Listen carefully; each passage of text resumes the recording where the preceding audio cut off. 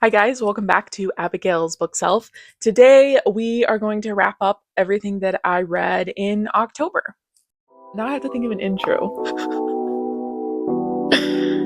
Hi guys, welcome to my channel. This is Abigail's Bookshelf where I will just do book reviews and it won't be anything more complicated than that.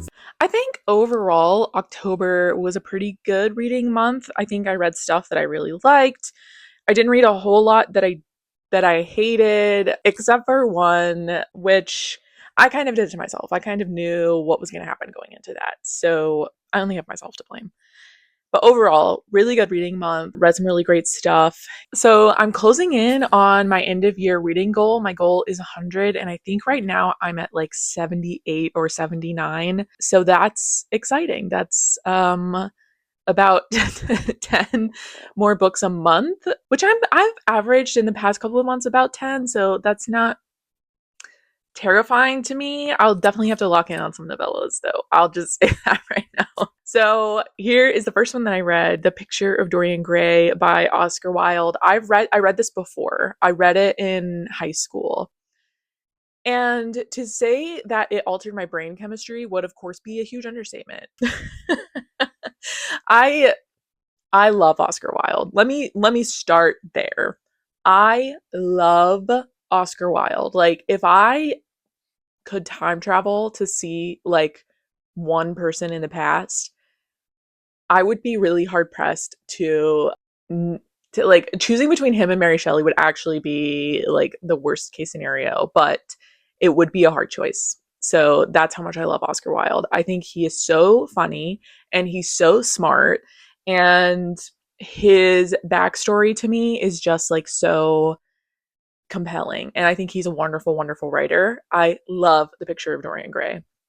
If you're unfamiliar with the novel, it is a Victorian Gothic novel about a beautiful, innocent young man who makes a wish that his sins could be transferred into this portrait that a painter has made of him. And by God, it works. And that's the worst thing that could have happened. So sometimes it's like a be careful what you wish for situation, and he kind of uses it as sort of like a blank check to just be as evil as fucking possible, because what's it to him, you know? He's not the one getting ugly. And I love that. The whole premise I think is so interesting and so compelling. Like if you didn't have to bear the physical weight of your sins, like what exactly would you get up to? Like how far would you go? And to be clear, the portrait getting wrinkles does not mean that Dorian like has no like moral burden to bear. And I think that's what makes it so compelling, is because Oscar Wilde is doing something really interesting there with where sin is housed in the body. And I love I love it. I love it. I love it. 10 out of 10. Highly recommend if you've never read it. One of the other things that I really, really love about Oscar Wilde, and is something that I will come back to in a future video, is that he will say fucking anything. And I mean that as a threat. And he will just write the most insane sentences that you've ever read. But the point of them is that they make you uncomfortable and that you confront what he is saying. And I think very few writers today are comfortable enough doing that, or more so maybe readers are very uncomfortable doing that. And I wish all of you would just get more excited about being uncomfortable, because that's where the growth happens. That's where you learn who you are and what you believe and what you're about. And I urge you to read Oscar Wilde and think about the things that he says, even if they're kind of funny. Think about what he's saying and like figure out if you agree with it or not. And I thought that's just so much fun to me as a reader. I love to confront text in that way. One time at work, I was reading a book and highlighting in it, and it may have actually been an Oscar Wilde book, come to think of it. I work at a college, and one of the professors came by and was like, "Oh, I love that you write in your books that the books bear the scars of your confrontation with them." And I was like, okay, I'm stealing that. So this is me using that. 10 out of 10. Love The Picture of Dorian Gray. Highly recommend. So much fun. I'm going to talk about Oscar Wilde in depth one day, so stay tuned for that. But Dorian Gray, I love you. I love you, Dorian Gray. You're so evil and I love you so much. Next up is another classic. This one I had not read before. So in college, I studied the Romantic and the Gothic. I was not touching modernism with a 10-foot pole, girl. So I did not read much Virginia Woolf in college. I read A Room of One's Own because I went to a women's college, and that's like they actually check your ID at the door, and your ID has to say that you've read A Room of One's Own before you're allowed to take classes there. So, and that's 100% true fact. But I had only read A Room of One's Own, which is a nonfiction essay about women writers. It's her kind of ideas about women and authorship over the course of time and what the future of that has to look like. Very good, very interesting, very compelling, very like foundational text of feminist literature. However, I had never read any of her fiction because she scared the shit out of me. And I couldn't tell you why. I think it was just that she was a modernist, and I'm not don't ask me to do it, please. However, I finally read Orlando because it is a very foundational, like, queer text, and Virginia Woolf was a queer woman, and Orlando is such a, like, weird little meditation on gender fluidity that I was not, like, I knew that it was about that, but I wasn't expecting her to kind of grapple with it in the way that she did. So basically, Orlando is a novel about this young man who's growing up in Elizabethan times, and it kind of follows like the span of his life and all the shit he gets into, and inexplicably he is like immortal. I don't know why. I don't know why. And I will say that is a complaint that I have because, like I've said in the past about fantasy, if you're going to do something weird, I want you to tell me why you did that. There's absolutely zero explanation at all about why Orlando can live as long as he does. And there are some other, like his maid and his butler also can live for. It's so bizarre. It's so bizarre. I don't know why that happens, but anyway, the why is Virginia Woolf wanted to write about a span of British history and wanted to use one character. That's the why. Anyway, back to the plot. So one day, Orlando wakes up and he's a woman. Again, who can say why? So the rest of the story takes place with Orlando as a woman. And it's really funny. Like, it's funny. I was not expecting it to be so funny. It's kind of written in this like pseudo biography style, and so the narrator is the biographer, and they will like throw in interjections or like make comments about things that are it's just really funny. The narrative voice is very good. So don't be like me. Don't be intimidated by this book because it's Virginia Woolf and it's modernist. Like it's very funny. It's very approachable, I think. If you like to be grounded in anything, just at all, you're probably going to struggle a little bit with this because, like I said, there is some magical elements that are not explained. She also is very vague about some of the history. Like, I was Googling things trying to figure out like what time period we were in. And I think that also kind of confuses the immortal aspect because you're like, I don't know what time it is. Is this been 5 years? Has this been 500 years? It was very stressful to me. But overall, I really, really enjoyed it. I think it's just a really interesting story about gender and about a very compelling character. I found Orlando to be a very intriguing person. The things that they said and did were at some points very entertaining, at some points very moving, and it's just like such a beautiful character study of this person. And the fact of their gender changing is not actually that important to the story somehow. Like, that's not what the book is about. The book is about Orlando, and the fact of their gender is really just kind of there. And so I loved it. I loved it. It was really great. It's probably one that I will read a few more times. It was so good. It was so good. I think if you're at all interested in gender or queer literature, highly recommend do go back and read that one because it's weird and it's good and I love it. Next up is Our Wives Under the Sea by Julia Armfield. What a weird little book. I read this because it was recommended by Florence Welch. And as you may or may not be aware, Florence Welch just came out with a new album, Florence and the Machine. Everybody Scream came out on Halloween.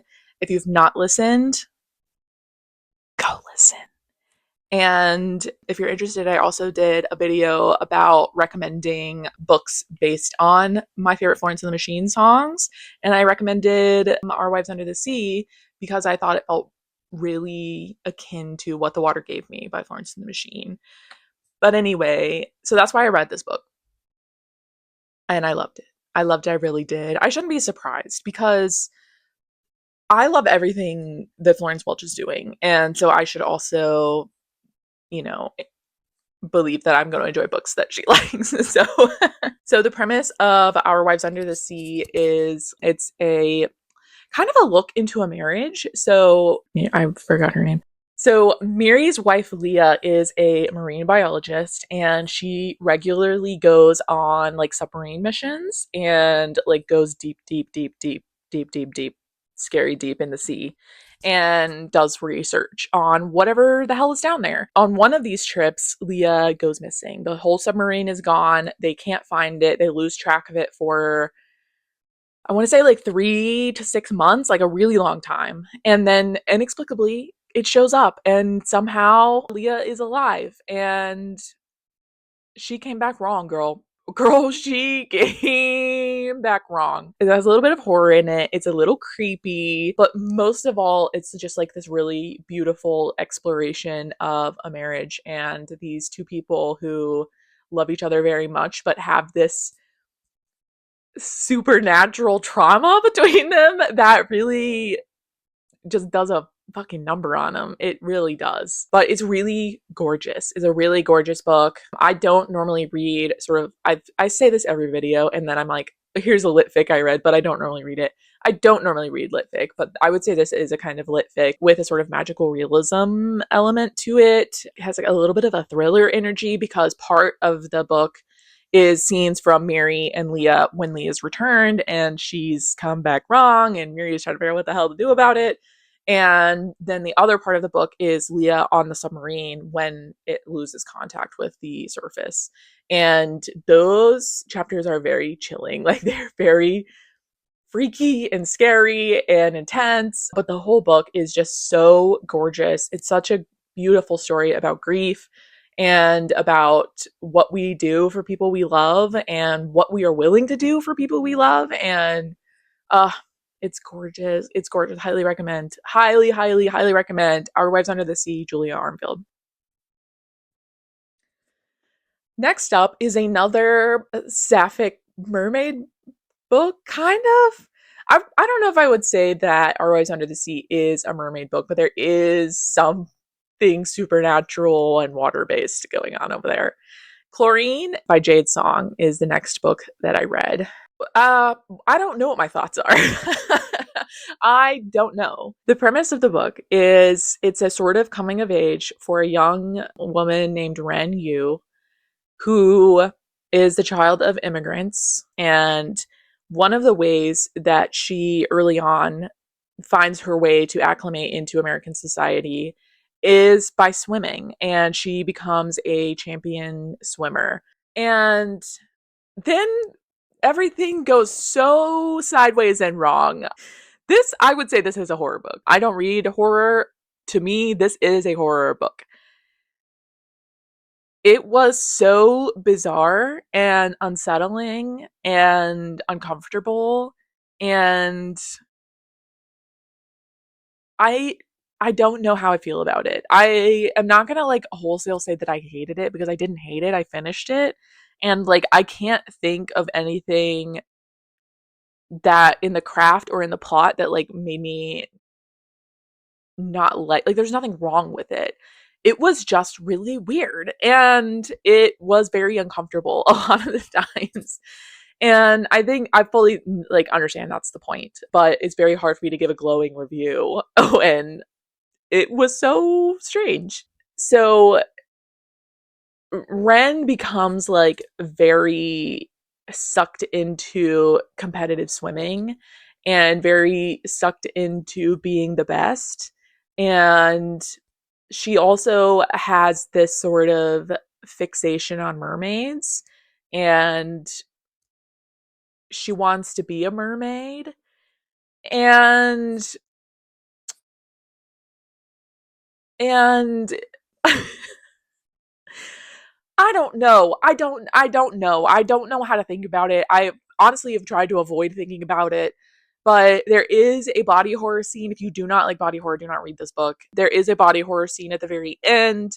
If I say body horror and she wants to be a mermaid, I think you've kind of figured out where I'm going.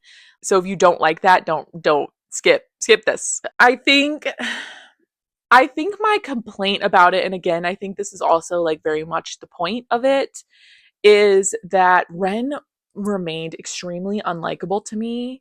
And I struggled a lot to have any sort of sympathy or empathy with her because she was just so selfish and intense and just really disregarded people around her unless they could get her further in her goal. And she didn't really have much empathy or sympathy for any of the other characters either. And I didn't, there was very little enjoyable about this book to me. That's what I'll say. I think there was almost nothing that I enjoyed. The writing was a little bit over the top sometimes. And again, she just was so profoundly unlikable. There was one side character that I thought this was a sapphic love story. It was not a love story. It was kind of sapphic. The side character that was her best friend was, I think, a sympathetic character. But Ren was just, she was just a fucking pill. Like, I really tried to like understand where she was coming from and to like her and to like feel sympathy with her. But I was grasping at straws by the end to like find any way that I would be okay with her having a happy ending because she was such a bitch. And yeah, maybe that's the point. I am unfamiliar with competitive swimming world. The author was formerly a competitive swimmer, and I think this book was very much a catharsis for her based on some of the things that I've read about her talking about this book. And so, yeah, great, awesome, love it. However, I don't like it. I don't like it. So, yeah. Next up, Pitchcraft by Laura Goode, which is a nonfiction book about how to pitch and essentially sell your book, nonfiction and fiction. I just saw it on the library shelf and I thought I would try it out, and it was all right. I think it would maybe be much more helpful for somebody who is writing nonfiction. I write fiction, and so it was not particularly helpful for me. There was a little bit about kind of social media and the professional self-marketing side of writing that I hadn't really thought about that much on purpose. So, I mean, it was like, it was okay. I feel weird including it in a wrap up here because this was just like some kind of thing that I read, but there you go. If you have a nonfiction book and you want to get it pitched, go forth, girl. I think it was an interesting look into like what the life of a professional writer is like. And so that, I think getting that kind of insight was helpful. Pitchcraft by Laura Goode, very good if you're looking for resources as a nonfiction writer. I should have just read the back a little bit better, I think. And next, I am going to keep this as brief as possible because I am doing a whole video about this book. And so I don't want to go too far because that's what the whole second video is for. So the next book that I read was The Irresistible Urge to Fall for Your Enemy by Brigitte Knightley. I hated it. Next. Next is a book that wins, which is exciting. The next book I read was The Space Between Worlds by Micaiah Johnson, and I know I'm late to the party. I am so late to the party that my copy is a Book of the Month copy, and I had Book of the Month in 2019. So that's how late I am to this party. But by God, I am so happy to be here. I loved this book. I loved it. I had a great time. I think there was so much in it to think about and to ponder. And you guys know I love pondering and thinking. It was great. So the premise is, in this futuristic society, It's kind of I would say post-apocalyptic, kind of post-climate disaster. There are some people who live outside of the futuristic city in a more kind of dangerous, gritty, urban Mad Max feeling kind of town. And then there is this kind of futuristic city, that a whole city inside of a building, essentially.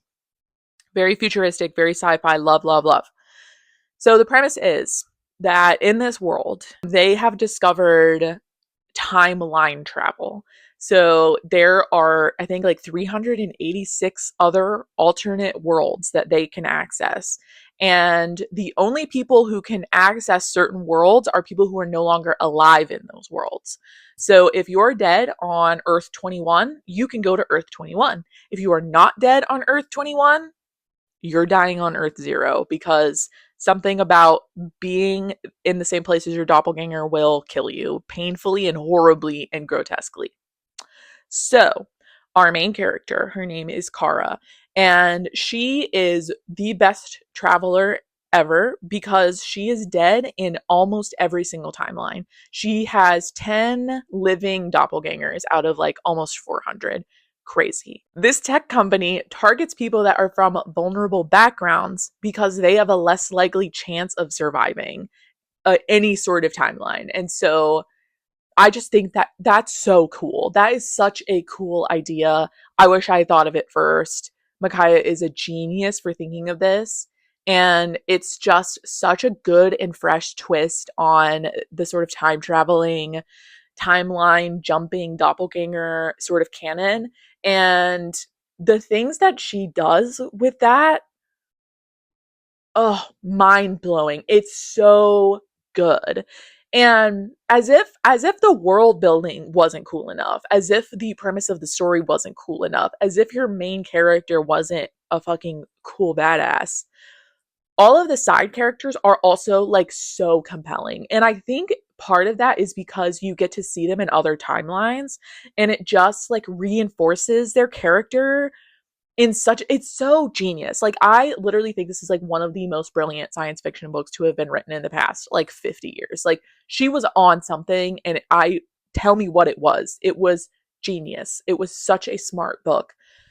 And the way that it grappled with differences between classes and differences between races and differences between believers and non-believers, and like, oh, it was so good. It was so good. Please go read this book. I should have read it earlier because it usually is recommended for fans of Gideon the Ninth, because it does have, I mean, it's sapphic, so that's going for it. But it also has just this sort of like contemplation of power and tradition, and this is the way things are, but do they have to be that way? And it was just so refreshing, and it was so cool. 10 out of 10 book, one of the best I've read all year, and you can quote me on that. Brilliant, brilliant book. Space Between Worlds by Micaiah Johnson. Beautiful, brilliant, love it. Also, side note, Micaiah Johnson, is her next book is going to be about I believe she's a ghost hunter or some sort of like anomaly seeker. I'm not sure if it's ghosts on a plantation. Ooh, I'm so excited. I'm excited. I'm scared and excited. It's going to be awesome. It's going to be awesome. It was just announced. I think it comes out next year, possibly 2027. It's getting so late in the year. Brilliant, brilliant, brilliant. 10 out of 10, 5 stars. Great, great, great book. If you're a science fiction fan, you have to read this book. It's genius. My last book for this month, it's not really a book, but I have to tell you about it because I read it. So, for reasons that may or may not become clear to you in the future, I fell down a P.H. Lee rabbit hole. P.H. Lee is a short story writer, publishes a lot of stuff on Reactor, which is Tor's website, essentially, their sort of media format. And I read The Vampire by P.H. Lee. And it was so good. It was so good. And it was so, oh my God. Do you know, like, my favorite thing about books is when I can tell that somebody spent a lot of time on Tumblr. And this one, you can, like, it's obvious because, like, the this book is about Tumblr and it like mentions Tumblr a lot. But like I just those are my people. Those are my sisters. And this book was so fucking weird. It was so weird. It was unsettling, but also like the kind of premise is there is this young trans woman who is on Tumblr. I think she's like 16 or something, like extremely young. Her username is Steve Rogers' secret girlfriend. You know what era this was written in. And vampires are real, and so there are like these excerpts of like Tumblr discourse around how to talk about vampires, and it is just it's oh my god, it was so Tumblr. I've read those posts before talking about other minority groups. It was brilliant. It was brilliant. It was so strange and a little bit scary. I loved it. I loved it. I loved it. And then I kind of went on a PhD kick and I read everything that they've published on Reactor for the past 2 years, and it's 3 stories. So, How the Crown Prince of Jupiter Undid the Universe, or The Fell Fruit of Love's Full Folly. That's so much fun to say. The Fell Fruit of Love's Full Folly. That one is about a prince of Jupiter falling in love with the sun. And oh god, I loved it. I loved it. The way it was written, like the voice, it reminded me a lot of Gideon the Ninth. Like it had that sort of same tongue-in-cheek, kind of mocking tone that I really enjoy. But also it was very earnest in some places, which I also really like. I love sarcasm, but I love nothing more when somebody says something beautiful and true. Guys, we should all be saying more genuine, beautiful, and true things. And I love when I'm reading something that's kind of funny and then I just get punched in the face by something genuine and beautiful and true. And this was that. I loved this. It was so silly and it was so fun and it was so wonderful. And then the last one just came out. I want to say right before Halloween, maybe like the 30th or the 29th, possibly. This one is Time Like Curves, Space Like Curves. I will say, don't read this at work like I did. Don't read this sitting at your desk at work where you're going to have to talk to people, because it's graphic, girl. There's a lot of sex in this little bitty story, and it was really fucking weird. It was really fucking weird. Again, I know profoundly this type of online person. It is chronically online, but like not in the Gen Z way, but in a millennial way. God, it was just it. I think like what I really enjoy about PhD is not only are they just writing weird shit, which I think we all need more of, but they're just writing it really beautifully. Like the narrative voice in all of these stories, the way that the sentences were strung together, it was just it's a delight. I highly recommend you go on reactor.com and check out PhD's stuff. It's great. It's weird. There's a little something for everybody, you know? And I think we should all make a New Year's resolution to be freakier. And one way you can do that is by reading PhD. So 10 out of 10, recommend. Brilliant stuff. Great short story. Yeah, it was awesome. That was my October wrap up. Some duds, but mostly good stuff. So let's focus on the good stuff, shall we? So yeah, I'm winding down on reaching my book goal. I am going to be fighting tooth and nail to finish it probably, but I think I will be able to. Look forward to seeing my frantic reviews for November and December as I try to finish. Yeah, we've got some really fun stuff in the pipeline for you. So stick around. Please subscribe. Please like this video, share, comment, tell me how your reading month went. I love you guys. Thank you for being here with me. And bye bye. Why does that not look like my hand? Whose hand is that? Whose hand is that? I'm scared. It just started to rain. That Virginia Wild. It's a. I don't know if I just lost my audio. Sorry if that was incoherent.